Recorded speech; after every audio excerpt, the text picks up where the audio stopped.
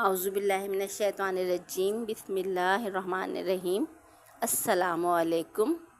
سب سے پہلے تو اگر آپ میرے چینل پہ نئے ہیں تو آپ میرے چینل کو لائک، سبسکرائب اور شیئر ضرور کریں تاکہ آپ کو میری ہر آنے والی ویڈیو فوراً ملے، اور آپ لوگوں کے بھرپور ساتھ کی ہی وجہ سے آج میرے 1000 سے زیادہ سبسکرائبر ہو چکے ہیں۔ بس آپ لوگوں کی محبت چاہیے، بس آپ لوگوں کے ساتھ کی وجہ سے ہی میں یہاں تک پہنچی ہوں۔ آپ لوگوں کا ساتھ ہوگا تو میں اور اچھے طریقے سے آپ لوگوں کے لیے ویڈیوز بناتی رہوں گی۔ آپ لوگ زیادہ سے زیادہ لوگوں تک میری ویڈیوز شیئر کریں تاکہ لوگوں کو میری معلوماتی ویڈیوز ملتی رہیں۔ آج میں آپ کو حضرت نوح علیہ السلام کا قصہ سناتی ہوں۔ دنیا میں انسانوں کی فلاح و بہبود کے لیے اللہ تعالیٰ نے 1,24,000 پیغمبر بھیجے۔ اللہ تعالیٰ نے یہ پیغمبر کیوں بھیجے؟ اس کی مثال یہ ہے کہ جب بچہ پیدا ہوتا ہے تو یہ بچہ نہ چل سکتا ہے، نہ بیٹھ سکتا ہے، نہ بول سکتا ہے، اور نہ ہی خود سے کچھ کھا پی سکتا ہے۔ حد تو یہ ہے کہ اگر پشی پوٹی کر دے تو یہ اپنی صفائی بھی نہیں کر سکتا۔ تو یہ بچہ مکمل طور پر والدین کے رحم و کرم پر ہوتا ہے۔ والدین اپنے بچوں کو بھرپور پیار و محبت سے پالتے ہیں، اس کا بھرپور طریقے سے خیال رکھتے ہیں، اس کو پڑھا لکھا کر ایک اچھا انسان بناتے ہیں تاکہ وہ معاشرے کا ایک کارآمد انسان بنے۔ جب بچہ بڑا ہوتا ہے تو اس کو اچھائی اور برائی کا فرق معلوم ہوتا ہے۔ یہ والدین اور اساتذہ ہی ہوتے ہیں جو اس کو ایک اچھی گائیڈ لائن دیتے ہیں۔ تو جب اللہ تعالیٰ نے انسانوں کو زمین پر اتارا تو اسے اپنے اچھے برے کی کوئی تمیز نہیں تھی، تو انسانوں کی رہنمائی کے لیے اللہ تعالیٰ نے پیغمبر بھی ساتھ ساتھ ہی انسانوں کے درمیان سے ہی چنے۔ سب سے پہلے پیغمبر حضرت آدم علیہ السلام تھے، اور سب سے آخری پیغمبر ہمارے پیارے نبی حضرت محمد مصطفیٰ صلی اللہ علیہ وآلہ وسلم ہیں۔ قرآن مجید اللہ تعالیٰ کی وہ کتاب ہے جو آپ نے ہمارے پیارے پیغمبر حضرت محمد مصطفیٰ صلی اللہ علیہ وآلہ وسلم پر نازل کی۔ قرآن مجید میں کچھ پیغمبروں کے سچے قصے بھی بیان کیے تاکہ آنے والے انسان ان قصوں سے عبرت حاصل کریں اور بھلائی کا راستہ اختیار کریں۔ انہی قصوں میں ایک قصہ حضرت نوح علیہ السلام کا بھی ہے۔ حضرت نوح علیہ السلام کو اللہ تعالیٰ نے 950 برس کی عمر عطا کی، اور حضرت نوح علیہ السلام پوری زندگی اپنی قوم کو سچائی کے راستے پر بلاتے رہے۔ ان میں سے کچھ لوگوں نے ہی ان کی دعوت حق کو قبول کیا، باقی لوگ گمراہی کے راستے پر چلتے رہے۔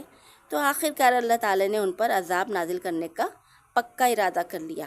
اللہ تعالیٰ نے حضرت نوح علیہ السلام کو ایک بڑی سی کشتی بنانے کا حکم دیا۔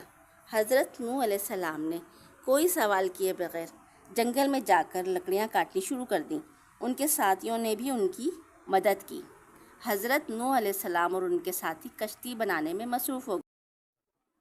حضرت نوح علیہ السلام اس علاقے میں کشتی بنانے میں مصروف ہوئے جہاں نہ دریا اور نہ ہی سمندر تھا۔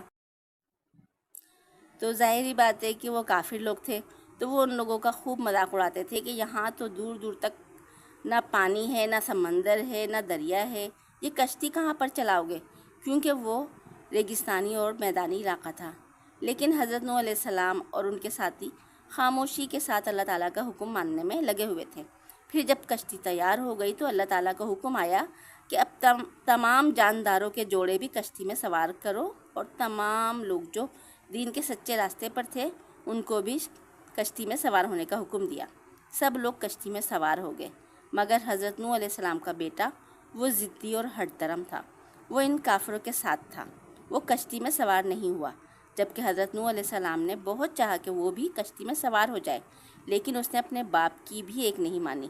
اور آخرکار جب تمام لوگ جانور اور کھانے پینے کا سب سامان رکھ کر کشتی میں بیٹھ گئے تو پھر اچانک سے کالے کالے بادل آسمان پر چھا گئے اور موسلا دھار بارش شروع ہو گئی۔ اب جو لوگ کافر تھے وہ اپنی اپنی جانیں بچانے کے لیے اپنے مکانوں کی چھتوں پر چڑھ گئے، اور کچھ لوگ اونچے اونچے درختوں پر چڑھ کر اپنی جانیں بچانے کی کوشش کرنے لگے۔ بارش اتنی برسی کہ اتنا پانی ہو گیا کہ مکان بھی ڈوب گئے اور درخت بھی پانی میں ڈوب گئے۔ سارے نافرمان لوگ پانی میں ڈوب کر مر گئے۔ حضرت نوح علیہ السلام جو کہ ایک باپ بھی تھے، انہوں نے ایک بار پھر اپنے بیٹے کو پکار کر کہا تھا کہ آؤ کشتی میں سوار ہو جاؤ۔ مگر پھر بھی اس نے اپنے باپ کی بات نہیں مانی اور کہنے لگا کہ میں پہاڑ کی چوٹی پر چڑھ کر اپنی جان بچا لوں گا۔ لیکن اسی دوران ایک بڑی لہر آئی اور ان کا بیٹا بھی پانی میں ڈوب کر مر گیا۔ تمام نافرمان لوگ ڈوب کر مر گئے۔ بارش مسلسل کئی دنوں تک جاری رہی۔ ایسا لگتا تھا کہ زمین بھی پانی ابل رہی ہے، چاروں طرف پانی ہی پانی ہو گیا۔ حضرت نوح علیہ السلام کی کشتی پانی میں اوپر ہی اوپر تیرتی رہی۔ بہت دنوں بعد بارش رکی، سورج نکلا۔ کشتی میں سوار لوگ سورج کو اتنے دنوں بعد دیکھ کر بہت خوش ہوئے۔ پانی کم ہونے لگا اور ان کی کشتی ایک پہاڑ کے ساتھ جا لگی جس کا نام جودی ہے۔ لوگ کشتی سے اترے اور اللہ تعالیٰ کا شکر ادا کیا۔ سارے جانوروں کو بھی خشکی پر چھوڑا اور یوں یہ دنیا دوبارہ آباد ہوئی۔ اور یہ پہاڑ ابھی بھی موجود ہے اور کشتی بھی ابھی اللہ تعالیٰ کی نشانی کے طور پر موجود ہے۔